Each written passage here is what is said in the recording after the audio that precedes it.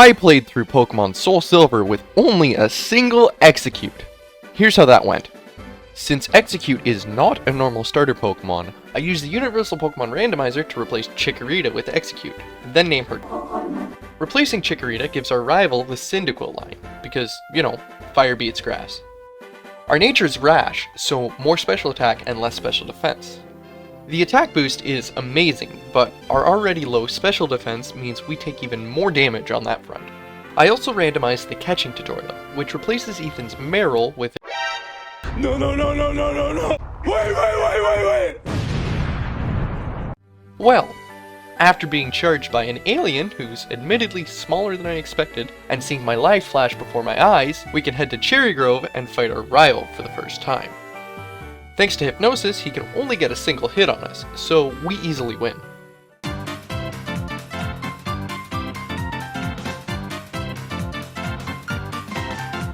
I'm not creative enough to think of a name, so I just let the game pick for me, and so begins the hunt for Heart. In Sprout Tower, I take out as many opponents as I can for XP, since Falkner's flying types will be tough. It's pretty easy, since the Bellsproutes we face only have a Vine Whip, so we don't take much damage. Taking on Falkner himself, we put his Pidgey to sleep so he goes down easy, but takes us out with 2 Gusts. If we can keep Pidgeotto asleep, we might be able to take him out with Leech Seed, but I think we just need levels. At level 15, we take out Pidgey with a couple Uproars as he lands a Sand attack. It doesn't stop us from hitting Pidgeotto though, who after hitting a Gust, spams Roost. This allows us to stall out Uproar and tank another Gust to put him to sleep with Hypnosis. He stays asleep long enough for us to set up Leech Seed and Reflect, allowing us to take him out with just 3 health remaining.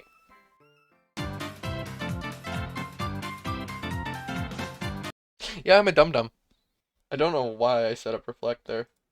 On the way out of the city, a man gives us the Miracle Seed, which I give to She doesn't know any Grass-type moves, but when she does, they'll be boosted a bit. Speaking of Grass moves, we find the TM for Bullet Seed, but since the Azalea Gym is Bug-type, it won't be all that useful, so I decide to save it for later. While clearing Team Rocket from the Slowpoke well, learns Stun Spore, and given how horribly Hypnosis synergizes with Uproar, I replace it, then head to Ilex Forest to do some more training. Crap, I forgot there's a rival fight here. He leads with a Ghastly, that we can't hit, and he's faster and has Curse, so we stand no chance. Well, we can always try Bugsy, and we're outsped and one-shot by U-turn. Time to train up, I guess. If we can manage to paralyze Scyther, we might have a chance. Once we hit level 23, I try again, and even though we aren't one-shot by U-turn anymore, Kakuna seems to always poison us with Poison Sting, dooming us. At level 26, Scyther leers before getting paralyzed by Stun Spore, then takes 2 hits of Uproar which consumes his Citrus Berry. He breaks through paralysis to hit a U-turn, which tanks thanks to Reflect, and sends out Kakuna. Uproar takes her out since we're locked into it and can't do anything else, then nearly takes out Scyther before he finishes us with U-turn.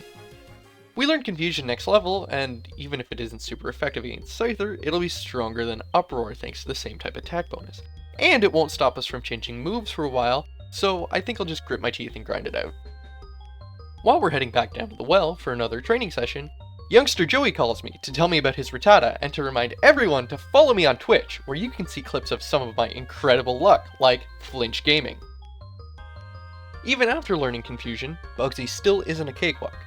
U-turn does big damage, as always, and takes us out frequently, especially when Scyther uses Focus Energy, which seems to guarantee crits. During one of the attempts, we miss our first Stun Spore and Scyther sets up Focus Energy, so I figure we're doomed.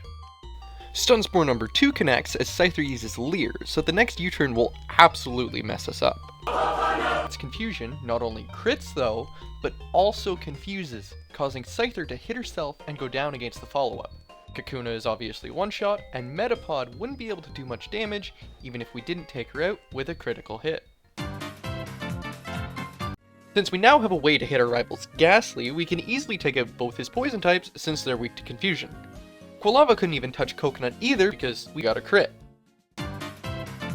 In the Ilex Forest, I somehow managed to get confused by the Farfetch'd puzzle, and then despite my attempts to avoid the sketchy lady who claims she's lost, escorts her out of the forest. Betrayal. As we walk past the daycare that I have no interest in, Ethan shows up to flaunt his Deoxys in my face, then forcefully registers not only himself but also his grandparents into my phone. After getting my phone back and realizing that you can't actually remove numbers once they're registered, we head to Goldenrod and take on Whitney. Sets up Reflect as Clefairy learns it for herself with Mimic, then uses it. Yeah, that'll totally protect you from confusion, which takes Clefairy out before she can move again. Miltank gets confused from our first confusion, which gets healed by a Lumberry, but she can't do very much with Stomp. After trading confusions for Milk Drinks and Stomps, Miltank gets confused again and hits herself to win us the battle. But Whitney starts to cry, and won't give us the badge. Yeesh, this region is full of crazies. With all that momentum from winning against Whitney, I head to Exeggcute City and face Morty. Since he only has Kanto Ghost for some reason, they're all weak to Psychic type attacks, so gets to sweep through his entire team. Gengar could have messed us up with Shadow Ball, but he decided using Mean Look to prevent us from switching was a good strategy. With 4 badges, the game really opens up to us. We can use Surf and Strength outside of battle, and we can take on either the Fighting, Ice, or Steel gyms. Given our Psychic typing, a smart player would bulldoze Chuck's Fighting types before even attempting anything else. I am not that player. I go straight to Mahogany Town and the Lake of Rage before even getting the HM for Surf. Because Johto is the region I have the least experience with other than anything past Gen 5 because I haven't played them, I can't remember where to get Surf and end up going to Olivine and clearing out the lighthouse before stumbling into a man that says it's an Exeggcute City, and entering every single building before finally finding it in the dance hall. Once we can finally cross water, I still don't even go to Cyanwood City to attempt Chuck. Instead, I battle the red Gyarados, and my Twitch chat convinces me to try and catch it, nearly to its demise. Leech Seed damage takes him out before he accepts being caught though, leaving us empty-handed. Lance begs us to help him clear out a Team Rocket hideout, since apparently he and his illegal Dragonites are incapable of doing it themselves. Not only do the Team Rocket members use incredibly underleveled Pokemon, but most of them are poison types and weak to psychic attacks. That doesn't stop us from blacking out twice, once to bad paralysis luck, and another because I was a dum-dum and didn't heal. Just as we're about to track down the leader of the hideout, we run into Heart. But instead of fighting us, he just vents to me about how some guy said he needed to love his Pokemon more. As he leaves, he attempts a nutshot, but joke's on him, girls are immune. The hideout's leader is Executive Petrel, but his team of poison types are no match for my... Well, except for Raticate, but he only lands a small crunch before going down. As we make our escape, another executive, Ariana, challenges Lance and I to a double battle alongside a Grunt. We swiftly take out Arbok, but Lance's Dragonite likes to use Fly, which is terrible for us because it lets Drowsy put us to sleep, preventing us from attacking anything. Dragonite also attacks everything except for the Murkrow that we literally can't do anything to. How in the world did you become champion with these battle tactics, Lance?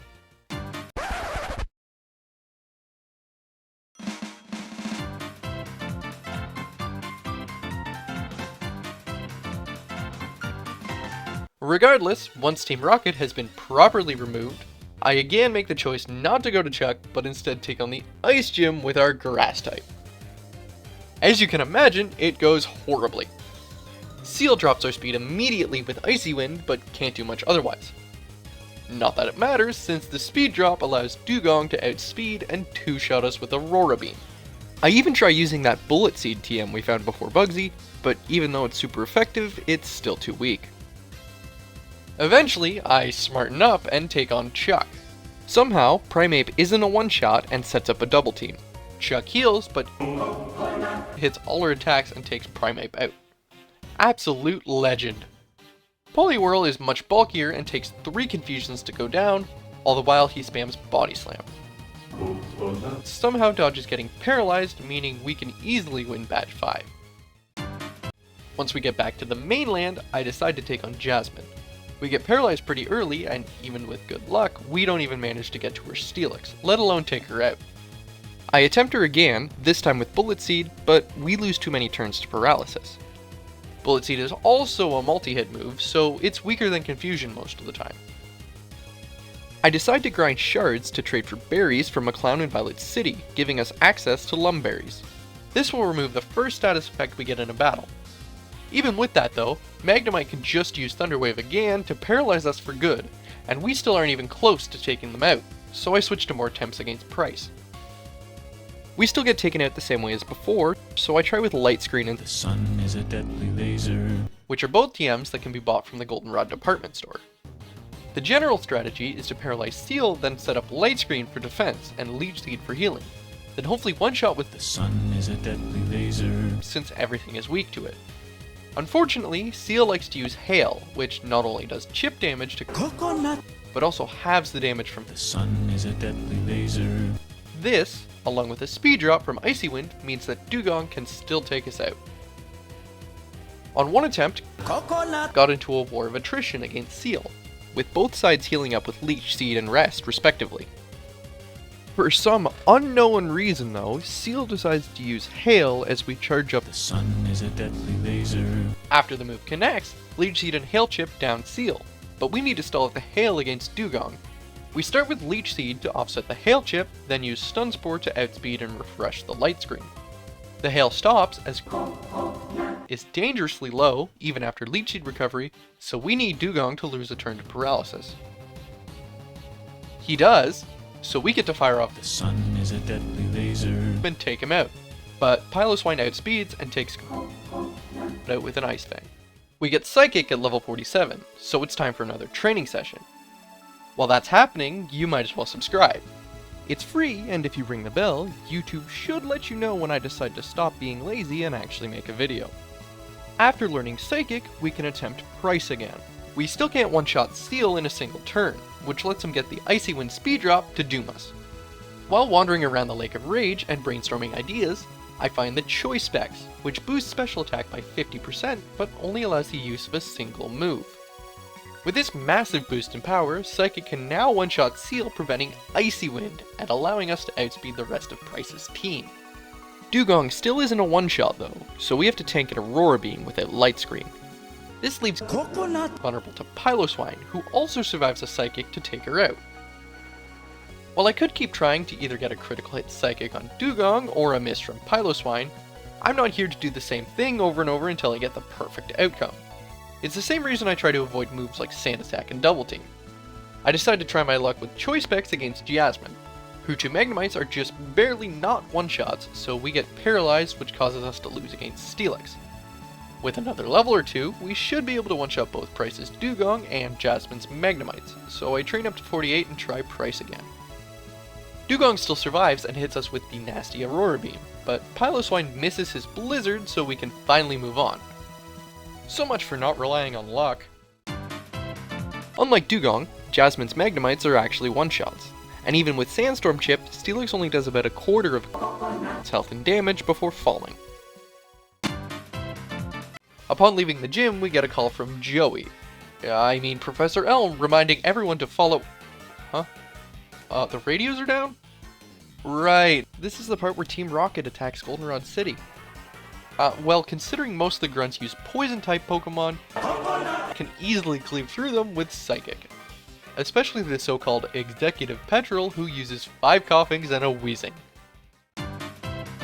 We get stopped by a locked door, and the key is held by the Director, who's hostage in the underground tunnels of the city. It's a good thing Petrel decided to give us the key required to get to him. There's also a fight with our rival Heart there, and he has a Sneasel which stops Specs Psychic dead in its tracks. Even with a Miracle Seed and Reflect to stop Sneasel from hurting so much, Golbat screws things up by either dealing too much damage with Air Cutter or confusing us with Confuse Ray. And even if we manage to get past that, Quilava can easily take out an injured.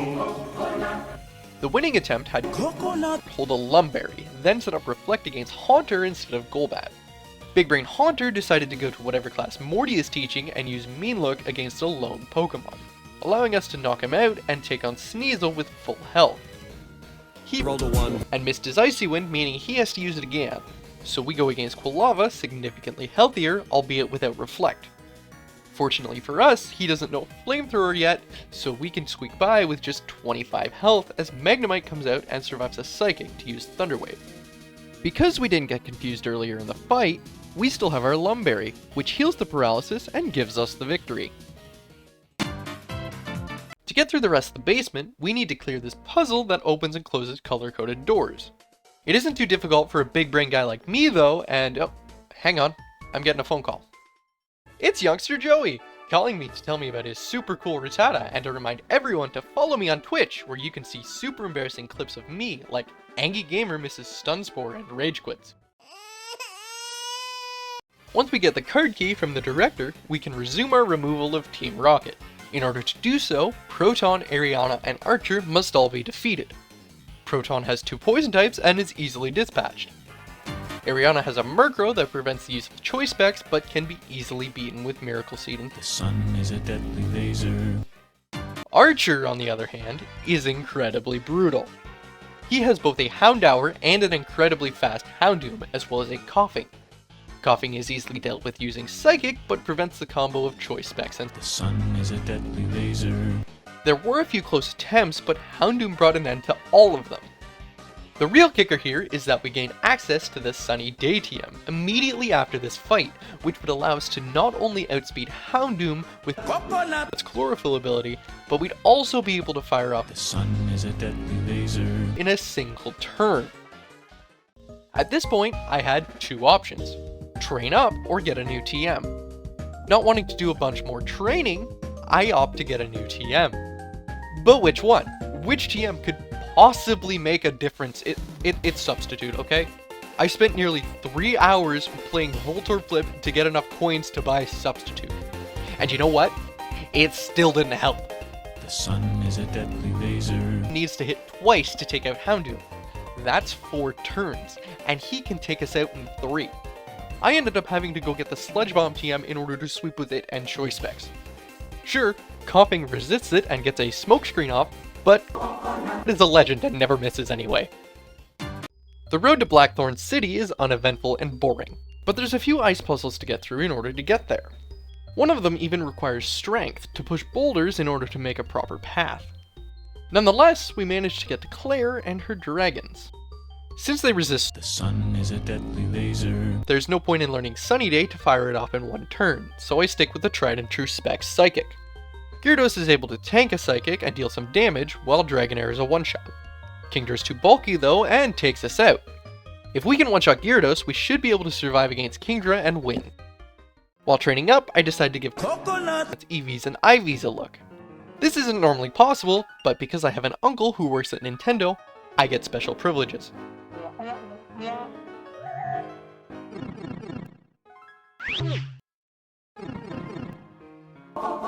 Eevees are a bit skewed, with maximum speed and the rest spread across health, attack, defense, and special attack.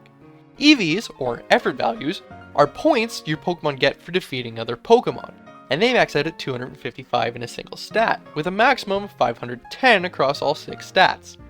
When you hear someone refer to EV training, it means they knock out only a single kind of Pokemon to increase a specific stat. I generally try to avoid doing this, as it's not normally required for any base Pokemon game. But I probably accidentally EV trained in Slowpoke well against Zubats, since they're the most common encounter there and give speed EVs. IVs are a little simpler than EVs, since they're a random value between 0 and 31 and can't be changed in-game at all. IVs are abysmal, with a 16 in health and a 14 in attack and defense, which are fine.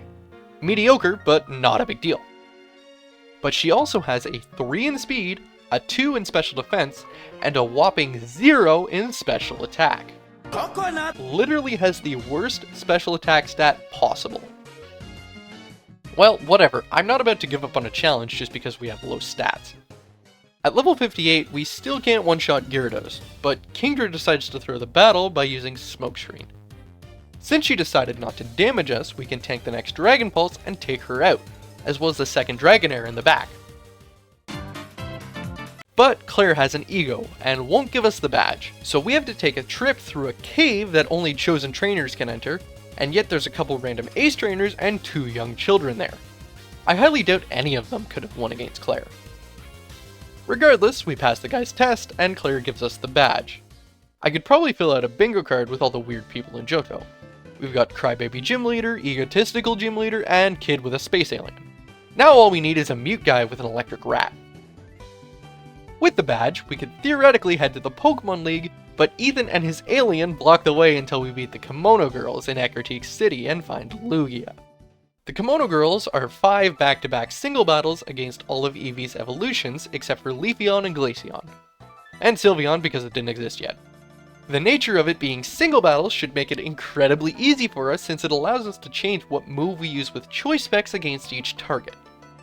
Sadly, Umbreon is first and bulky enough to survive a few sludge bombs and deal considerable damage with Dark Pulse. To make matters worse, he has the Synchronize ability, meaning if poisons him with Sludge Bomb, she gets poisoned too, which is basically a death sentence. After several levels of training, we managed to get past Umbreon and take a chunk of damage before taking out Espeon. Flareon gets outsped in one shot as Jolteon decided to use Double Team to no avail. Vaporeon is last and survives a Psychic, but because we're unable to heal between battles, Aurora Beam takes us out. Frustrated, I swap out the Choice Specs for a Cobra Berry that weakens the first Dark-type move used against. It doesn't really help though, since without the damage from Choice Specs, we can't even hope to take out Umbreon with a reasonable amount of health. Back to Choice Specs, and a few levels later, the only reason we won was because Umbreon used Confuse Ray and was able to break through for the 2-shot without taking any damage. This means that we have enough health to tank an Aurora Beam from Vaporeon and win the battle. This gives the Kimono Girls the confidence that we're ready to face Lugia.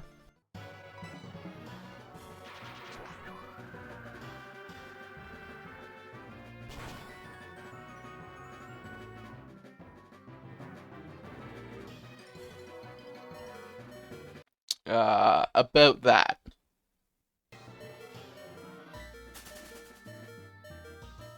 Well, that's enough legendary excitement. Let's head to Victory Road. The only major battle here is another rival battle with Heart.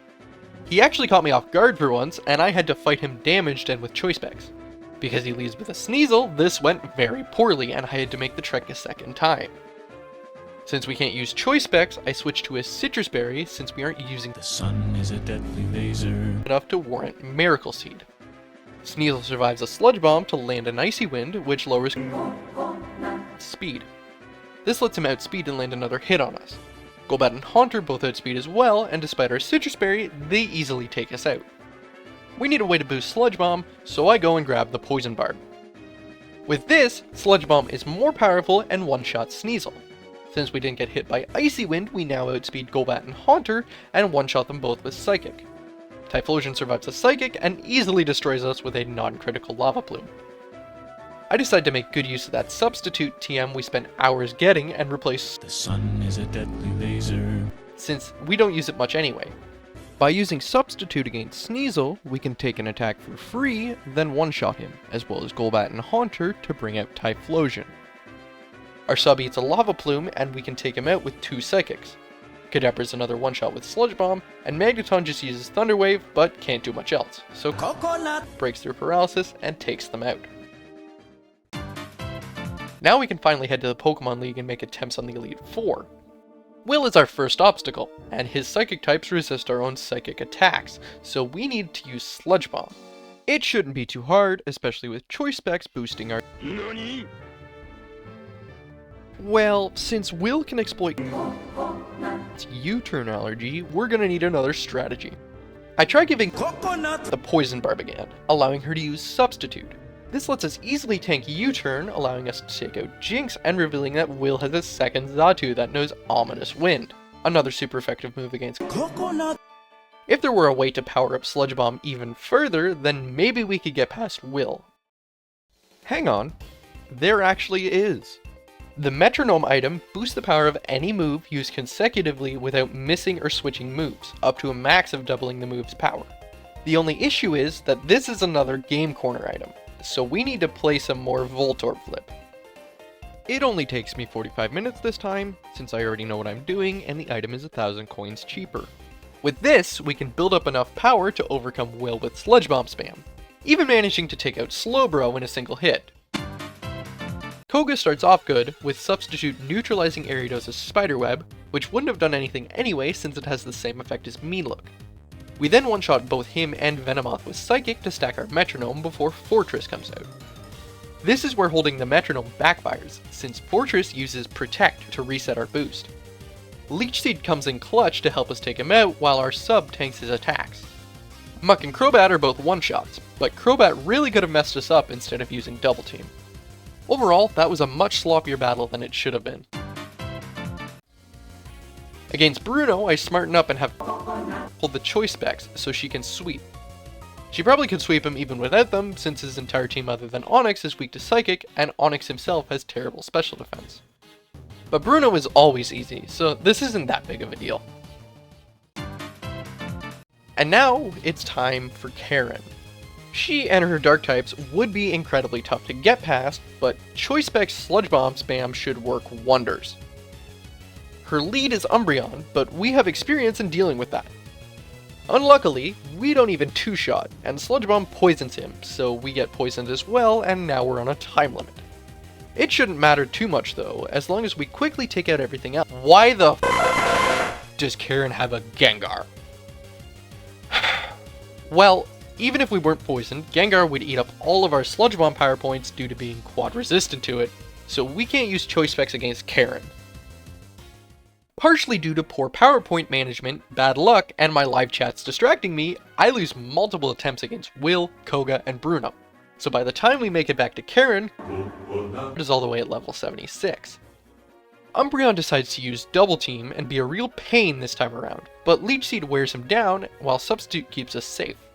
Gengar is a one-shot now that we can use Psychic, although she breaks our sub with a Focus Blast. Murkrow manages to tank a Sludge Bomb, then deal a significant amount of damage with Pluck, but she got poisoned and goes down. Because we only got a single Sludge Bomb off, it's not boosted by a whole lot and only does about half of Houndoom's health and damage as she uses Crunch to take us out. After a few more failed attempts, I get back to Karen at level 79. I started with Leech Seed to get ahead of the Double Team spam, but Umbreon uses Confuse Ray. I go for Sludge Bomb, but hits herself, then takes a somewhat underwhelming payback. I click Sludge Bomb again, and this time clutches up and brings Umbreon into the yellow, then takes another surprisingly weak attack from Umbreon. Karen heals, which gives us an opportunity to set up a substitute as snaps out of confusion. Now I just spam Leech Seed, which does nothing, as Umbreon uses Confuse Ray. Due to the sub, it also does nothing, and we can heal up thanks to Leech Seed. Eventually, the single brain cell in Umbreon's head decides to use Feint Attack to break our sub, so I make a new one, then keep stalling to heal just a bit more. When Umbreon uses Feint Attack again to damage our sub, but not break it, I strike back and take him out. Gengar is now slower, so we can take on Murkrow with our sub intact. She unexpectedly uses Sucker Punch to destroy it, then goes down to Sludge Bomb. This means we have to take on Houndoom with no safety net. This spells doom for Coconut, because even though she's faster than Houndoom, Flamethrower will definitely one-shot us from full health, and never misses, so we can't even cheese it by using Substitute. Oh, cool, my game crashed. Because I forgot to save before attempting Karen, I have to go through the Elite Four again, meaning our next Karen attempt is at level 80. It goes essentially the same as last time up until Murkrow. This time, she doesn't use Sucker Punch, and we can take him out with our sub up. This lets us take a Flamethrower from Houndoom for free to two-shot her, and then one-shot Vileplume with Psychic. With Karen down, we can head to Lance, and since Dragon doesn't resist Psychic, Choice Specs is back on the table. Gyarados is Lance's first Pokemon, and his special bulk means we just barely miss out on the one-shot and have to tank an Ice Fang before being able to take him out. Charizard is a one-shot, which is great since he'd easily be able to one-shot Coconut from full health.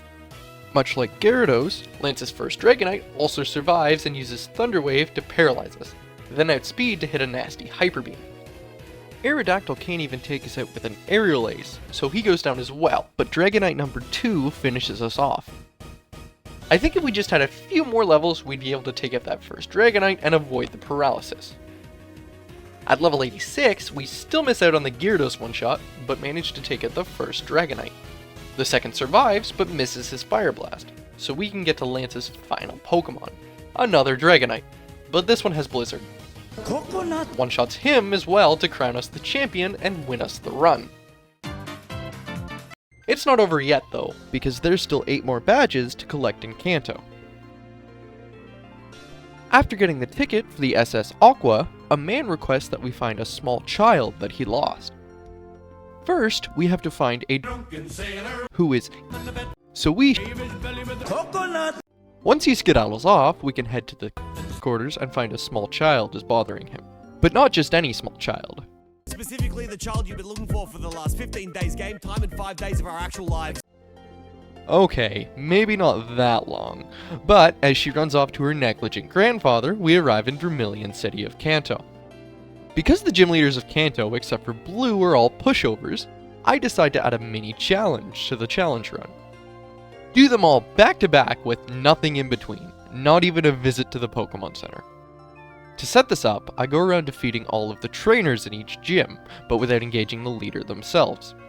This isn't all that hard to do, but does require exploring the entire region. At the end of it all, is at level 89, ready to sweep through Brock without even taking a hit. Surge is also similarly easy. His fast electrodes squandered their chances to deal damage, but because one of them set up Light Screen, the Electabuzz in the back managed to land a Shockwave. Still an easy victory for Erica only managed to get a single Giga Drain off, since Blossom is deceptively bulky. Easily shrugged it off and won the fight, getting us the Giga Drain TM. Janine is another easy target, since her poison types can't handle the sheer power of super effective Specs boosted same type attack bonus Psychic, though Speedy Crobat tickled with a wing attack. Up next is Misty, and thanks to learning Giga Drain, we can heal up the damage we took from Surge, Erica, and Janine. Because we got confused by Starmie, hits herself, and Quagsire gets to use Amnesia and Rain Dance, then hit a rain-boosted critical Water Pulse. As a result, it isn't even at full health after draining the life from the adorable dopey water lizard whose ultimate goal in life is just to get a hug. Moving on to Sabrina, Espeon tanks a Giga Drain but just uses Skill Swap. Mr. Mime also lives and also doesn't attack. Alakazam breaks the cycle and lands a nasty critical Psychic, leaving battered and bruised as we head into the scariest gym leader of the gauntlet, Blaine. His fire types are a huge threat to its frail special defense. Oh, neat! We one-shot both Magcargo and Magmar. This isn't that hard at all then, is it? Well, there's still one more Pokemon left. Rapidash, prepare to fall before the might of... wait. Overheat? Well, that's not good. Out of curiosity, I checked if Overheat could one-shot from full health, and of course it can. Looks like we'll have to play it safe with Substitute. I also swap out Sludge Bomb for Protect. Substitute, together with Protect, let us stall out Magcargo's Overheat power points, while Giga Drain helps heal some of the self-inflicted damage. Meanwhile, Magcargo sets up the Sun. A sub here leaves us at just 15 health, but from a previous attempt, I know an unboosted Psychic leaves Magmar hanging on by a sliver. We finish off Magcargo with Psychic, then thanks to the Metronome boost, another takes out Magmar. Now for Rapidash. His quick attack doesn't even come close to breaking our sub, so we fire off increasingly powerful Psychics as Blaine desperately spams full restores. But it's not enough, and the Gym Leader Gauntlet is complete. I intentionally left Blue out of the gauntlet since he's actually scary with a full team of 6. On top of that, there is no chance that we can take out his Exeggutor with only 15 health. Believe me, I tried. After a trip to the Pokemon Center, we set up a substitute as Exeggutor uses Trick Room, then build up Psychic's power as he just tries and fails to use Hypnosis. After 5 Psychics, he goes down and Psychic is at 150% power. We still can't take out Arcanine, but he finishes both himself and our sub with a Flare Blitz. Pidgeot also survives a Psychic, but misses an Air Slash that would have absolutely messed us up. With Psychic now stronger than it would be with Choice Specs, Gyarados, Rhydon, and Machamp are all one-shots, and we can claim our 16th badge.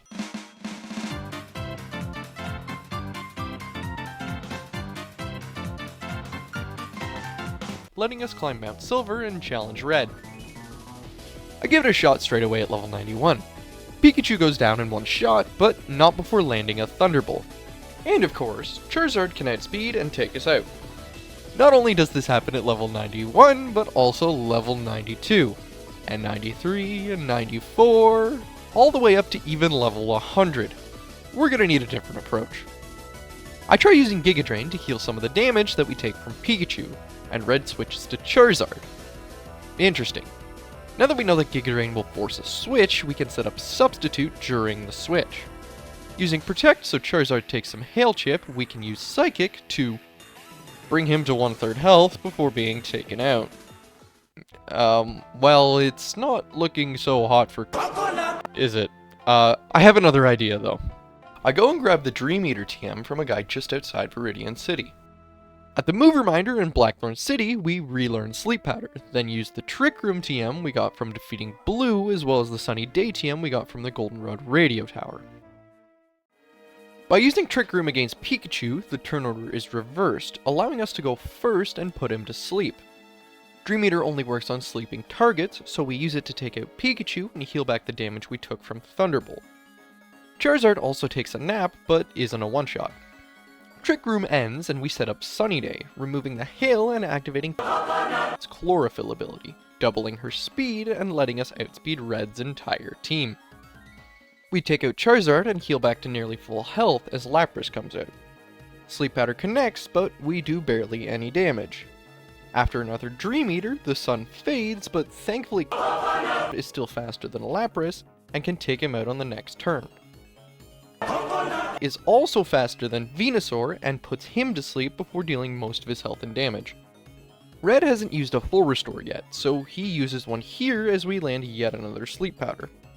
Another Dream Eater does slightly less damage, but Red uses another full restore anyway, so we put Venusaur back to sleep again. One final Dream Eater takes out the Leafy Frog, sending out Snorlax. After putting him to sleep, he easily tanks 3 Dream Eaters before Red uses his final full restore. At this point, we only have enough power points to take him to half health, so we can't win. I really hate doing this, but we really do need more damage, and the only way to get more damage is to increase special attack. I do some more shard hunting in the Ruins of Alph, then we can go to a clown in Fuchsia City and trade them for berries. The important ones are the Pomeg, Greppa, and Kelpsy berries. These reduce health, special defense, and attack EVs respectively, letting us redistribute them to special attack. With the special attack increase, Charizard takes more damage, baiting Red into using one of his full restores there, and Venusaur is a one-shot. Otherwise, the battle is nearly identical up to the point Snorlax comes out. 2 Dream Eaters take Snorlax to around 1/3 of his health, then we use Sunny Day expecting Red to heal. Instead, Snorlax wakes up and hits a nasty Blizzard. But because it hits with the power of a Dunsparce, comfortably survives and can heal back up with another Dream Eater to send in Blastoise. We have a whopping 4 power points to bring home the victory, but it doesn't even matter because is a menace and crits for the one-shot. Hey, thanks for watching. Sorry for not posting in a while. Winter is always hard on me, and this year was particularly brutal. But with spring finally here, I'll hopefully start posting a little more regularly. Anyways, I hope you enjoyed the video, and I'll see you next time. Cheers!